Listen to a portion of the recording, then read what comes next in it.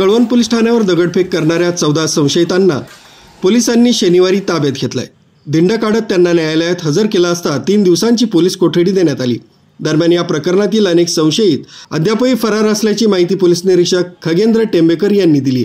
बेपत्ता शेतमजुराच्या शोधासाठी नातेवाईक तसंच समाज बांधवांनी मागील आठवड्यात पोलीस ठाण्यासमोर ठाण मांडत अपहरण तसंच ॲट्रॉसिटीचा गुन्हा दाखल करण्याची मागणी केली। यावेळी पोलीस ठाण्यावर दगडफेक करत वाहनाच्या काचा फोडण्यात आल्या। त्यामुळे शेतमजुराच्या शोधार्थ पोलिसांनी 5 पथकं तयार केली।